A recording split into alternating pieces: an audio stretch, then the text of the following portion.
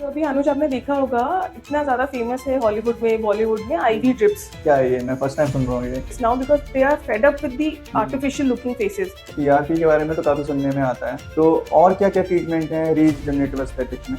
सबको पता है कि चीक्स ऐसे हो गए हैं, सबको पता है लिप्स ऐसी हो गई है। हम्म। Now they bored of it. Hello दोस्तों, तो स्वागत है द वाइट कोट टॉक्स में। आज हम बात करने वाले हैं डर्मेटोलॉजी की एक ऐसे एरिया में जो ना आपने सुना है ना आपने एक्सपीरियंस किया है। सो टॉपिक का नाम है रीजनरेटिव एस्थेटिक। सो हमारे साथ हैं highly experience talented doctor Shivani Yadav, जो प्रैक्टिस करती हैं स्किन एवेन्यू क्लिनिक गुड़गांव में। सो डॉक्टर, स्वागत है द वाइट कोट टॉक्स में। Thank you Anuj, thank you for having me. Welcome doctor. So doctor, आप बताएंगे थोड़ा अपने बारे में कि आपकी जर्नी क्या रही है क्लिनिक स्टार्ट करने से पहले, और आपने ये डर्मेटोलॉजी कैसे चूज़ किया? ओके अनुज, सो मैं डॉक्टर तो हमेशा से बनना चाहती थी। जितना भी मैं याद कर सकती हूँ, जब मैं बहुत छोटी थी तब से मुझे डॉक्टर बनना था। बट मुझे डर्मेटोलॉजिस्ट कब बनना था वो मैंने रियलाइज़ किया अपनी इंटर्नशिप में। मैंने 100 पेशेंट्स, जब इंटर्नशिप में हम ओपीडी अपने सीनियर के साथ बैठते थे तो हम देखते थे कि एक स्किन कंसर्न, छोटा सा एक पिंपल कैसे एक यंग टीनेजर को बॉदर करता है। थोड़ा बहुत हेयर लॉस कैसे एक अर्ली 30s में या लेट 20s में एक आदमी को कैसे बॉदर करता है, कैसे उसकी मैरिड लाइफ और कैसी चीज़ें इफेक्ट होती है। और या तो जैसे एक सिंपल सा स्किन इशू है, किसी को इचिंग हो रही है बट वो किसी भी टाइम पे हो जाती है, तो वो कैसे किसी की लाइफ को इम्पैक्ट करता है। ओनली देन आई रियलाइज कि I should get into this field और मुझे इसमें थोड़ा काम करना चाहिए। इस चीज़ के बारे में हमें ज़्यादा पेशेंट्स मुझे देखने चाहिए। इसमें मेरा इंटरेस्ट धीरे धीरे बढ़ा and then I realise the potential of this field कि हम we can cover from diseases to cosmetology to aesthetics and to regeneration now. So that is when I picked up dermatology, and luckily I had all the opportunities to experience and practice the field. Got it. क्योंकि इससे ना मतलब काफ़ी जो NEET की preparation कर रहे हैं, जो डॉक्टर के लिए प्रिपरेशन कर रहे हैं, तो उन्हें काफ़ी हेल्प मिलेगी आपकी जर्नी को थोड़ा सुनने के बाद। See, it is a very difficult path. ऐसे बहुत easily नहीं मिलता. There are very limited seats and sometimes आपको you have to choose between government college, private college. वो choose करना पड़ता है. It is up to you. The only thing is आपका खुद का कितना effort और will है to treat any patient with that passion. आपको कोई भी अगर 10 पेशेंट भी दिन के देखने को मिल रहे हैं, बट आप उसमें से कितना अपने प्रॉपरली आप उनको देख रहे हैं, कितने विल से आप देख रहे हैं, आपका खुद की इंटेग्रिटी आपको कहाँ लेके जा रही है with that patient, that matters the most. So doctor, आपने बताया कि रीजनरेटिव एस्थेटिक के बारे में, तो इसके बारे में थोड़ी सी मैं जानना चाहूँगा कि ये होता क्या है और ये कैसे वर्क करता है। Anuj, so this is the latest field of medicine. हाँ, जो क्योंकि लोगों को इसके बारे में बहुत कम पता ही नहीं है, मतलब तो इसके बारे में थोड़ा सा ये क्लियर हो। तो रीजनरेटिव एस्थेटिक्स अनुज अभी बहुत ही लेटेस्ट, बहुत ही एडवांस्ड फील्ड ऑफ मेडिसिन है, जो कि अब हम रिसेंटली प्रैक्टिस करने लगे हैं, which is more into practice now only. ये क्या करता है, आपकी बॉडी की खुद की रीजनरेटिंग हीलिंग कैपेबिलिटीज को हार्नेस करता है, उससे हम सेल एंड टिश्यू रिपेयर करते हैं। एंड डर्मेटोलॉजी में स्पेसिफिकली हम स्किन के सेल्स को, हेयर के सेल्स को रीजनरेट करते हैं। Got it. सो डॉक्टर, इसमें रीजनरेटिव एस्थेटिक में कौन कौन से ट्रीटमेंट आते हैं? तो देयर आर वेरियस ट्रीटमेंट्स और हर दिन एक नया ट्रीटमेंट ऐड हो रहा है। तो जो हमारे पास एक पुराना ट्रीटमेंट है वो है पीआरपी, प्लेटलेट रिच प्लाज्मा। ये ऑटोलॉगस होता है, सेफ ट्रीटमेंट है। आपका खुद का पेशेंट का खुद का ब्लड लेके and we process it in the centrifuge, और उसमें से हम सिर्फ प्लाज्मा निकालते हैं। प्लाज्मा में भी जो हाई कंसंट्रेशन ग्रोथ फैक्टर्स होते हैं वो हम पेशेंट के अफेक्टेड एरिया में इंजेक्ट करते हैं। फॉर एग्जाम्पल हम हेयर के लिए बहुत ज्यादा यूज करते हैं, फेशियल रिजुविनेशन के लिए बहुत ज्यादा यूज करते हैं। मैंने अपने हेयर में ज्यादा सुना है, इसलिए हेयर में it has very good results and facial rejuvenation also it gives very good results. And not just dermatology, dentist भी यूज़ करते हैं इनको, और ऑर्थोपेडिक्स भी यूज़ करते हैं, इंट्राआर्टिकुलर इंजेक्शन देते हैं। ये रीजनरेशन में पूरी बॉडी में कहीं पे भी यूज़ हो सकता है। And the best part is it is safe, it is autologous, आपका खुद का ही ग्रोथ फैक्टर्स हैं। तो आपकी बॉडी उसको within a second accept कर लेती है एंड वैसा ही नेचुरल रिस्पॉन्स देती है ऑफ रीजनरेशन। ओके। सो ये पीआरपी के बारे में आपने जैसे बताया, तो इससे काफ़ी लोगों को तो ये समझ में ही नहीं आता कि पीआरपी हेयर में ही होता है, बट स्किन में कैसे होता है? तो स्किन में क्या करते हैं, जैसे हेयर में इंजेक्ट करते हैं with very tiny needles, skin में भी हम इंजेक्ट करते हैं इन दी डीप डर्मल लेयर्स पे इंजेक्ट करते हैं नंबिंग क्रीम लगाने के बाद। It is a safe treatment. Okay. PRP के बारे में तो काफ़ी सुनने में आता है, तो और क्या क्या ट्रीटमेंट हैं रीजनरेटिव एस्थेटिक में?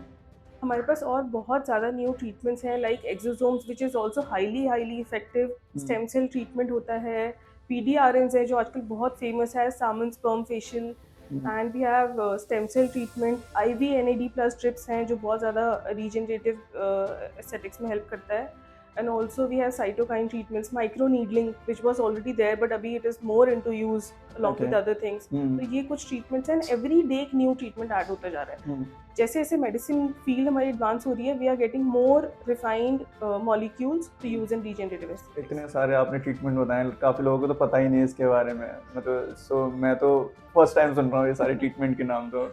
तो जैसे आपने बताया कि स्टेम सेल्स के बारे में, स्टेम सेल्स थेरेपी होता क्या है? और स्टेम सेल्स थेरेपी क्या होता है, हम स्टेम सेल्स लेते हैं, any particular stem cells filter out करते हैं एंड वो इंजेक्ट करते हैं आपके जो भी हमारा डिजीज टिश्यू है या जो ट्रॉमेटाइज टिश्यू है वहाँ पे वो इंजेक्ट करते हैं, वहाँ पे वो रीजनरेट कर देता है। वो स्टेम सेल्स सिग्नल करते हैं आपकी जो रिसेप्शन एरिया है, रिसेप्टिव एरिया, उसको कि आप प्लीज हील करो, रीजनरेट करो। तो वो दोबारा उसको एक बहुत ही यंगर सेल्फ में रीजनरेट करता है। तो फॉर एग्जांपल बर्न का पेशेंट है, अगर हम वहाँ पे स्टेम सेल्स का एप्लीकेशन करते हैं तो जो वो बर्न की हीलिंग है, instead of being a scarred healing, contracture होने की जगह वहाँ पे नॉर्मल हीलिंग होती है। तो after the burn minimal scarring के साथ पेशेंट हील हो जाता है और मोस्ट केसेस में वो स्कारिंग भी नहीं होती है। ओके डॉक्टर, सो आपने कई सारे नाम बताए मतलब ट्रीटमेंट के बारे में, तो हम ना ये स्टेप बाय स्टेप कवर करते हैं। सो जैसे मैंने उसमें सुना था एक्सोसोम्स, तो वो क्या होता है? So exosomes is also a very good treatment nowadays. Exosomes क्या होते हैं, टाइनी वेसिकल्स होते हैं जिसके अंदर बहुत सारे मॉलिक्यूल्स होते हैं। Okay. और वो टाइनी वेसिकल्स जाते हैं सेल के अंदर, सेल के बिल्कुल डीप चले जाते हैं वहाँ पे और वो मॉलिक्यूल्स रिलीज करते हैं। वो मॉलिक्यूल्स मैसेंजर की तरह काम करते हैं, वहाँ पे वो सिग्नल करते हैं सेल को कि आप प्लीज इस तरीके से एक्ट करिए, एंड वो जो तरीका होता है वो मोस्ट ऑप्टिमल तरीका होता है। फॉर एग्जाम्पल अगर हम एक स्किन का सेल रीजनरेट करने की कोशिश कर रहे हैं, अगर हम स्किन में उसको इंजेक्ट करते हैं एक्सोसोम्स को, तो वो स्किन के सेल्स को जाके बोलता है आप प्लीज रीजनरेट करिए in your most youthful form. तो जो हमारा न्यू सेल बनता है वो बहुत ही यूथफुल, जो अर्ली 20s का जो सेल होता है वो वैसे बनता है। And the best part is आपका खुद का ही सेल है, वो it is going to be there, वो वहीं पे रहने वाला है। अगर मैं 35 ईयर ओल्ड हूँ और मैं अगर 20 ईयर ओल्ड का सिग्नल दे रही हूँ तो मैं एक यूथफुल अपीयरेंस, जो नया सेल आएगा वो मुझे एक यूथफुल अपीयरेंस देगा। तो ऐसे ये बहुत नेचुरल इफेक्ट्स होते हैं, लॉन्ग लास्टिंग इफेक्ट्स होते हैं। एक टाइम के बाद तो सेल्स बनना भी बंद हो जाते हैं, तो मुझे लगता है ये थेरेपी एज के बाद। सी क्या होता है कि स्टेम सेल्स एक्सोसोम्स में हम क्या दे रहे हैं, हम सिग्नल दे रहे हैं। स्टेम सेल्स में हम स्टेम सेल्स दे रहे हैं, जो एक इमेच्योर सेल है हम उसको डाल रहे हैं। उसका काम ही है टू रेप्लिकेट एंड रीजनरेट। सो ये ऐसा नहीं है कि एक एज पे जाके वो काम नहीं करेगा, बट अगेन होलिस्टिक व्यू होता है, आपकी डाइट प्रॉपर होनी चाहिए, स्ट्रेस लेवल्स लो होने चाहिए, एंटी इंफ्लेमेटरी स्टेट होना चाहिए। अगर आप स्टेम सेल्स दे रहे हो इन अ पुअर कंडीशन तो ऑब्वियसली नहीं, मैं जैसे नेचुरल प्रोसेस जो होता है सेल्स बनने का, तो वो तो एक टाइम के बाद कम हो जाता है ना। यस, तब उसी को तो एजिंग बोलते हैं। तो मैं उसी के बारे में पूछ रहा था कि एक एज के बाद इसका कुछ टाइम पीरियड है कि एक एज के बाद ये ट्रीटमेंट लेना चाहिए या बीच में? यस, अर्ली 20s में, अगर आप वो मिड 20s में हो, अर्ली 30s में हो, तो यू शुड स्टार्ट प्रीएम्प्टिवली कि मुझे एक इसी फेज को मेंटेन करना है। तो वंस इन अ वाइल आप ये ट्रीटमेंट्स करा सकते हैं। एंड अपनी फैमिली हिस्ट्री भी देखिए आप कि आपके मम्मा को किस टाइप के स्किन डिजीजेज रहे, आपके फादर को किस टाइप के हेयर डिजीजेज रहे हैं, एंड आपको पता है you are also going to follow that path. तो वो सारी चीजें अवॉइड करने के लिए, instead of reaching that stage and going for a treatment, आप वो सारी चीजें अवॉइड करने के लिए ये सारी चीजें इस स्टेज पे कर सकते हैं। And this is a safer approach, this is a more natural approach. तो इसके कितने टाइम में रिजल्ट दिखना स्टार्ट हो जाते हैं? आफ्टर एवरी सेशन आपको रिजल्ट दिखने स्टार्ट हो जाते हैं। कोलेजन का जो नॉर्मल एक रीजनरेटिव टाइम है वो है 3 मंथ्स का। पहले मेच्योर कोलेजन बनता है, फिर वो अलाइनमेंट करता है, फिर मेच्योर कोलेजन बनता है। तो अगर सपोज आपने आज एक सिटिंग ली है जिसमें हम कोलेजन बूस्ट कर रहे हैं, तो 3 मंथ्स के बाद वो फुल रिजल्ट्स देगा। तो आपकी फर्स्ट सिटिंग में ही आपके जो प्रोसेसेस है वो स्टार्ट हो जाते हैं। काफ़ी लोग बोटॉक्स भी कराते हैं, तो ये कॉस्मेटोलॉजी से कैसे डिफरेंट है? तो कॉस्मेटोलॉजी भी एक डर्मेटोलॉजी का पार्ट है, जिसमें हम क्या करते हैं, जो वॉल्यूम लॉस हो चुका है, जो फाइन लाइंस एंड रिंकल्स आ चुके हैं, हम उसको करेक्ट करते हैं। तो सपोज कोई एक 40s में एक फीमेल है जिसके चीक्स बिल्कुल अंदर जा चुके हैं, सनकन चीक्स है, तो हम वो वॉल्यूम को रिप्लेस करते हैं विद फिलर्स। किसी के फोरहेड पे बहुत ज़्यादा एक्सप्रेशन लाइंस है तो हम उसको रिलैक्स करते हैं with Botox. But regenerative aesthetics में हम क्या करते हैं, जो आपके खुद का एक सेल है, हम उसी को रीजनरेट, रीजुविनेट, रिस्टोर कर रहे हैं, आपके सेल्स को, टिश्यू को ही रीजनरेट, रिजुविनेट कर रहे हैं। हम उनको ये सिग्नल दे रहे हैं कि अपने मोस्ट ऑप्टिमल फॉर्म पे एक्ट करिए। तो आप यूथफुल लगते हो बट आप कुछ करेक्ट नहीं कर रहे हो, आप अपना बेस्ट लगते हो, आपकी स्किन क्वालिटी एनहांस होती है, आप मोर नेचुरल लगते हो। तो this is the difference. Okay, got it. Okay doctor, so हम काफ़ी देखते हैं हॉलीवुड बॉलीवुड में फिलर्स काफ़ी लोग करवाते हैं और बोटॉक्स वगैरह भी होता है, तो एक सबके चेहरे पे ना एक मतलब नेचुरल एक मास्क सा दिखता है वो। तो अभी अनुज आपने देखा होगा, इतना ज़्यादा फेमस है हॉलीवुड में, बॉलीवुड में आईवी ड्रिप्स। ओके, सो ये आईवी ड्रिप क्या है? ये मैं फर्स्ट टाइम सुन रहा हूँ ये। अच्छा, तो देखो ये आईवी ड्रिप्स तो बहुत कॉमन है, इंट्रावीनस ड्रिप्स बोलते हैं इसको हम। माइक्रो न्यूट्रिएंट्स देते हैं, मल्टीविटामिन्स होते हैं, एंटीऑक्सीडेंट्स होते हैं, जो डायरेक्टली आपके ब्लड स्ट्रीम में देते हैं थ्रू अ कैन्युला, जो आपके वेन में डायरेक्टली लगा दिया जाता है। तो इसके बेनिफिट्स क्या है कि अगर आप कोई मेडिसिन आप ओरली लेते हैं तो वो गैस्ट्रिक सिस्टम से बाईपास करके और फिर कुछ अमाउंट ही आपकी बॉडी में अब्जॉर्ब होता है। अगर आप आईवी के थ्रू लेते हैं तो वो 100% अवेलेबल होता है for your body to utilise. This is far more superior. And हम एस्थेटिक्स में क्या करते हैं, glutathione which is a good antioxidant, उसको with vitamin C, zinc and other multivitamins, electrolytes, इन सबके साथ इन्फ्यूज करके प्रॉपर इन्फ्यूजन देते हैं, जो कि बॉडी को रिप्लेनिश करता है, डिटॉक्सिफाई करता है।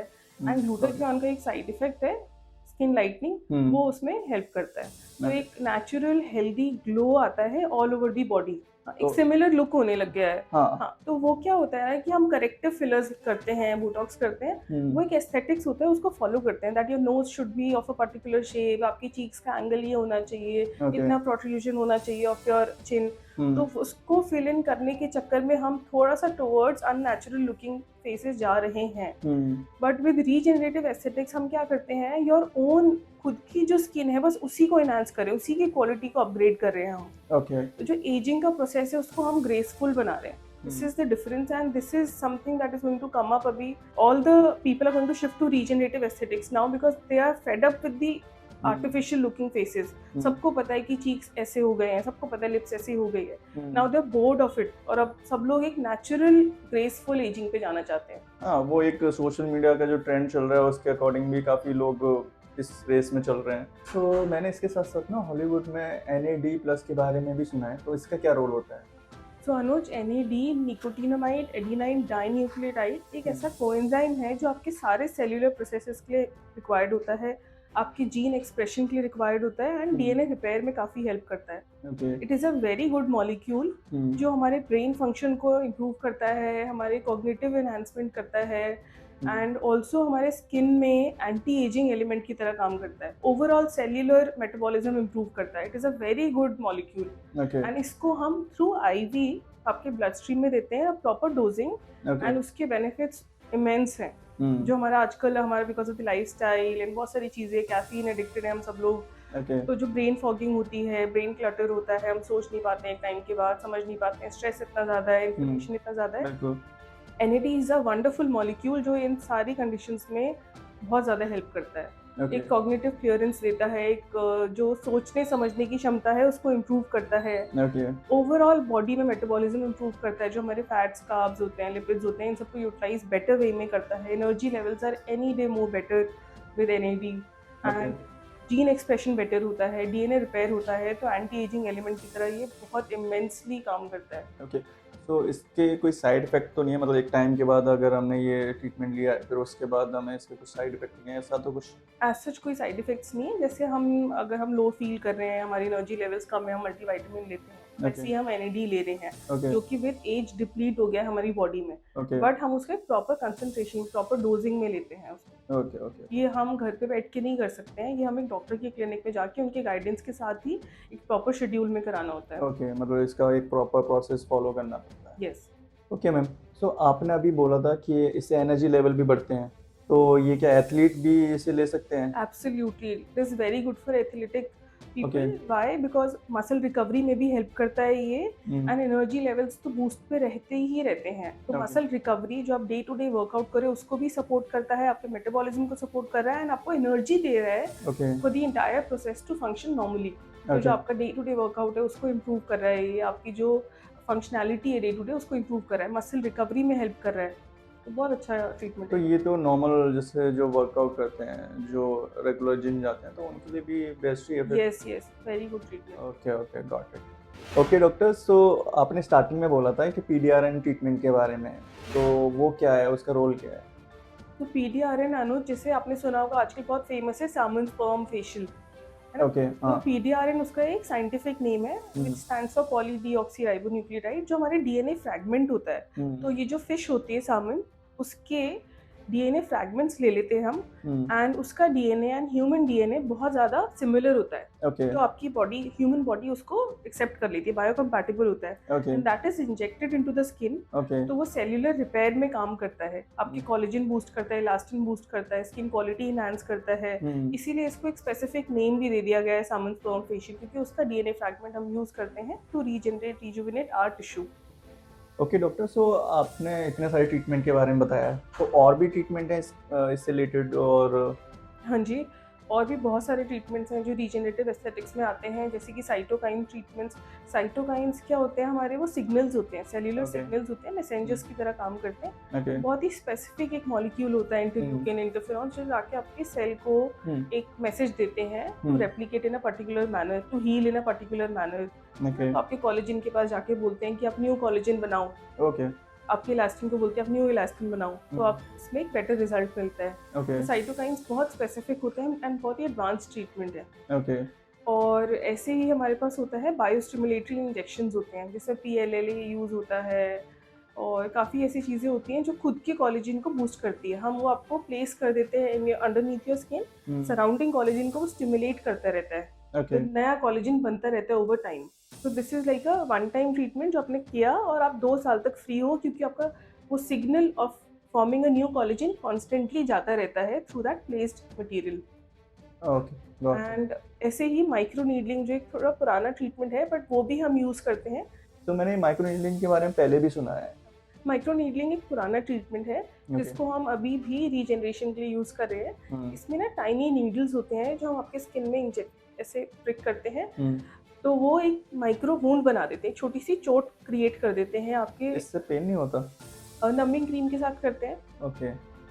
तो एक छोटा सा एक वूंड क्रिएट हो जाता है। तो आपकी बॉडी खुद से उस वूंड को रिकवर करने की कोशिश करती है, उसको हील करने की कोशिश करती है। एंड ये टाइनी वुंड्स जब बहुत क्लोजली प्लेस्ड होते हैं और एक नया टिश्यू बनता है, तो आपकी स्मूदर स्किन बाहर निकल कर आती है। ओके तो this is also using your bodies own regenerating capabilities. Okay. तो इतने सारे ट्रीटमेंट के बारे में सुना, और मतलब काफ़ी लोगों को इन ट्रीटमेंट के बारे में पता भी नहीं है। तो ये किस एज के बाद लेना ठीक है? मतलब ये किसी भी एज में ले सकते हैं या सी, अगर प्रॉब्लमाटिक स्किन है, आपके पास एक्ने स्कार्स हैं, हेयर लॉस हो रहा है, एंड टिश्यू लॉस है, पिगमेंटेशन है, तो फिर आप एज स्पेसिफिक इसमें तो कुछ नहीं है। ये सारे ट्रीटमेंट का एक स्पेसिफिक क्राइटेरिया है कि ये ट्रीटमेंट इस एज में लेना चाहिए और नहीं, ये? ऐसा कुछ क्राइटेरिया नहीं है। ओके। इंडिकेशन स्पेसिफिक हो सकते हैं, हाँ। जहाँ पे आपको टिश्यू लॉस है तो आप वहाँ पे प्रॉपर्ली ये ट्रीटमेंट्स कराएंगे। हेयर क्योंकि लॉस है इनका प्रोसेस मुझे सेम ही लग रहा है, तो इनका क्या कुछ क्राइटेरिया कि इस एज में ये ट्रीटमेंट लेना चाहिए, इस एज में ये ट्रीटमेंट लेना चाहिए? तो अनुज, सिमिलर इसलिए लग रहे हैं क्योंकि इनका जो एंड रिजल्ट है वो सेम है, cellular repair, tissue repair, regeneration, rejuvenation, है ना? तो जो इसका एंड रिजल्ट है वो सेम है, बट डिफरेंट मोडालिटीज है जो ट्रीटमेंट की, जो हम अलग अलग तरीके से यूज करते हैं।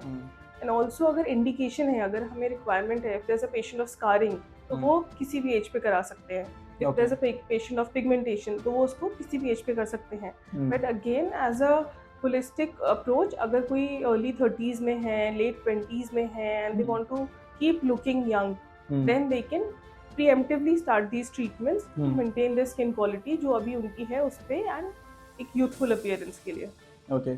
सो अगर हमारी ऑडियंस को जानना हो या लोगों को सिंपली इसे समझाना हो कि कौन सा ट्रीटमेंट उनके लिए बेस्ट है, कौन सा नहीं है, क्योंकि वो कंफ्यूज हो जाएंगे कि इनमें से कौन सा ट्रीटमेंट उन्हें लेना चाहिए, तो ये हम कैसे डिफाइन करेंगे? So there is no specific treatment जो बेस्ट रहेगा किसी के लिए। ये ओनली पेशेंट एंड उनका डॉक्टर ही आपस में डिस्कस करके डिसाइड कर सकते हैं। Okay. There are male patient with hair loss, there are female patient with tissue loss, तो वो पेशेंट एंड डॉक्टर के बीच का एक कन्वर्सेशन है, उनका एक डिसीजन है जो एक ट्रीटमेंट को आपके बजट को ध्यान रखते हुए, आपके पास कितना टाइम है, ओके। आप कितना इन्वेजिव जाना चाहते हैं, उन सब चीज़ों को ध्यान रखते हुए आप एक ट्रीटमेंट चूज करते हो। Okay okay.